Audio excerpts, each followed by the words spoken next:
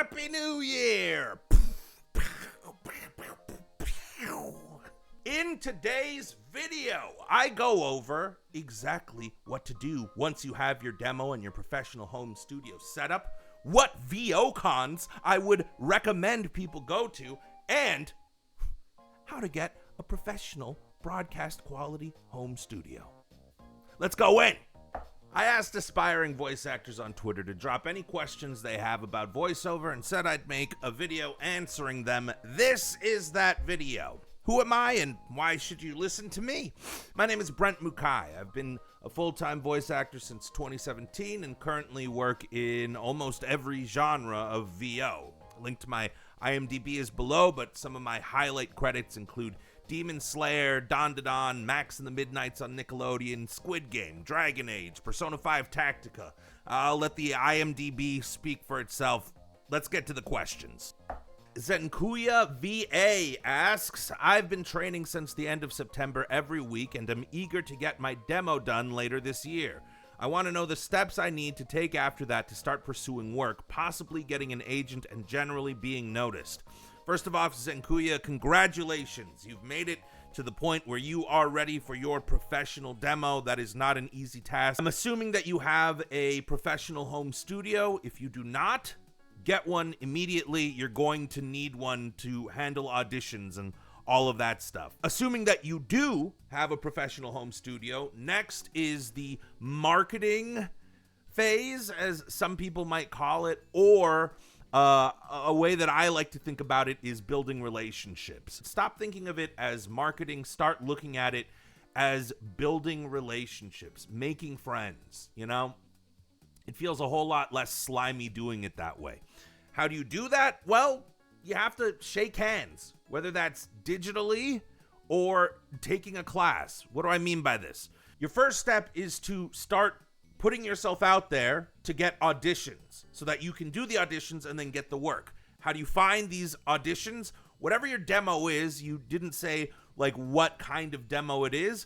Find the people that are looking for your kind of demo actors, whether that's video games or commercials or e-learning or whatever. Find who the hirers are and reach out to them, whether that's a cold call or a cold email or a cold message on LinkedIn. The second thing you can do is take a ton of classes. Now that you have your demo, that's your calling card. That is your way of letting people know what your range is, what your specialties are, and what they can reliably count on you for if they hire you. So now get in front of the hirers because they are making themselves available. Whether they're casting directors, whether they are owners of a studio with a roster of talent that they need talent for. It's about getting yourself out there and letting people know you exist and doing it in the least slimy way possible. That has worked for me very well. Thanks for the question, Zenkuya. If you have a follow-up question, comment it and I'll try to get to it next time. All right, Aaron Siho says, what are the best ways and the cheapest to get a broadcast quality studio? Good question.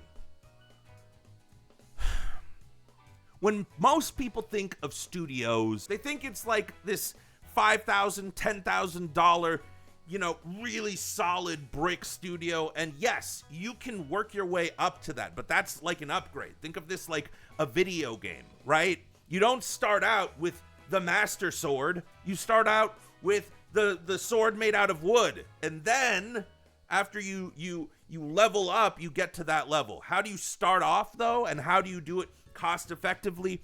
My suggestion is don't spend $1 on anything that you don't need. A lot of people will buy all of this like foam and like sound blankets and like all of this crazy stuff. If your closet is quiet enough, that's usually the best place because it's one, quiet because it's a room within a room, and two, it's already filled with a bunch of stuff that will cancel out the echoes. Then what I would say, because you asked this question very brilliantly and said a broadcast quality studio, I highly recommend getting a consultation with an engineer with trained ears that really can pinpoint and listen and see if your studio is broadcast quality. because there are many people who think their studio is broadcast quality and will put on their websites or their Twitters or whatever, I have a broadcast quality studio, who are just kind of guessing. Don't guess. Because the thing is, if you say you have a broadcast quality studio, but it hasn't been checked by a professional, you might not. And if you end up booking a job and they think, hey, this person said they have a broadcast quality studio, you show up to the job, now the client is hearing there's echoes, and you're unprepared, well, guess who's not getting hired back? And guess who's probably getting blacklisted from the place where you're getting those auditions from? So you want to measure twice, cut once in this scenario.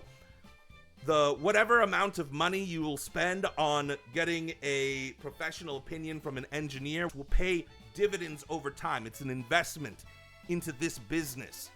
So very, very worth it. There are a lot of people who do this kind of work online who can help you out and troubleshoot online. Or if you happen to live in a place that has maybe a few studios, maybe reach out to the studios, see if there's any engineers who offer a service where they can come to your place, listen to it, and actually help, say, hey, you need more, this is a problem area here, this is a problem area here. Get professional help. That's what I would do too. I personally love John McClane, real name, at Monster Sound and Picture, and George Whittam. They're going to be pricier, but I trust these guys. They know what they're doing. They know what they're talking about. All right, you might be saying, well, you haven't talked about equipment at all. And the truth is, the equipment that you get pales in comparison to the space that you're in just being quiet. There's no microphone out there that will be able to mask outside noise. There's nothing that exists like that. You need a quiet space. And if that means you have to build your own with PVC pipe and sound blankets, that's what I did because I didn't have a closet that I could fit into. You do what you have to do to get to the place where you can do what you want to do. As far as gear and all of that goes, I mean, there are broadcast quality mics out there for $250 to, $300, $400 range. You don't have to go out there and spend, $2,000 or $1,000 on a mic when you're first getting started. There are great options available. The biggest one, when you are asking for advice on gear, make sure that you're getting advice not from just voice actors, but from engineers. Engineers will have way more options available to you because they just know the gear, and that's what their kind of life is about. A lot of these guys are gearheads who love it. So they'll be able to give you way more options. Don't trust just some random person who has the tag VA in their title, because if they haven't done stuff, or if they aren't professional and full-time and working all the time in this, they might just be regurgitating something they heard from somebody else. You don't know where that info is coming from. Get professional advice. That's my suggestion. At Alpha Celestial. Hey, Brent, I'm honored to be able to ask you, how do you cope with rejection when starting out, and how crucial is an agent with finding steady work? My first voice acting mentor is named Melissa Moats. She's the owner of the Voice Actor Studio in Vegas. She offers online classes. They are wonderful. Oh, this shirt is actually. Bang. VoiceActorStudio.com. Love them. Shout them out all the time. She said, it's selection, not rejection. You are not getting rejected. A casting director is not going in going, how many people can I reject today? And how many dreams can I crush? Maybe just that one. Maybe that one evil casting director. But the vast majority of them are coming in and going, who am I going to select for this project? The people above me have told me what they want. It's my job to find and select for them a good number of people that I can push up, and then they will ultimately make the choice. Understand this. This is a numbers game. You can't think of this like an artist. You have to start thinking more like an entrepreneur, more like a business person. Alpha, this is the best advice I can give you on it, because at the end of the day, no one's trying to hurt your feelings. Nobody is maliciously going after you. So submit and forget. your favorite voice actors are not booking at like a 75% audition to booking ratio. So just understand that. We're all getting rejected a whole bunch, but we just don't think of it as rejection.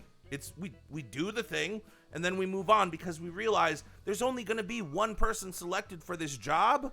It's not always going to be me, just mathematically. But if my skills are at the highest tier, I know that I will book more often than not.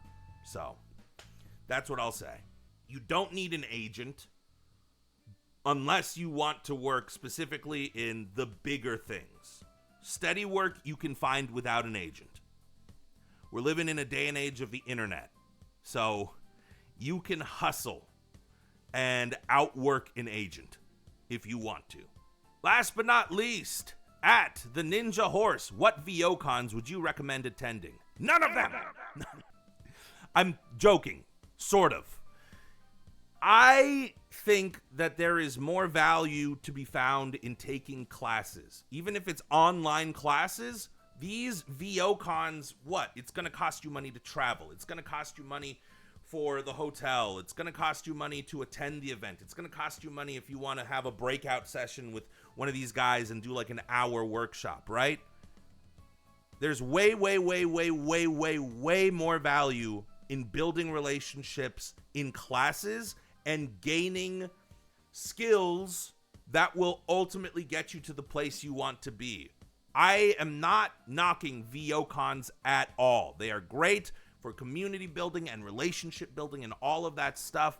But if you want the real answer, you're probably going to get way more bang for your buck, which I think is extremely important, by just taking classes.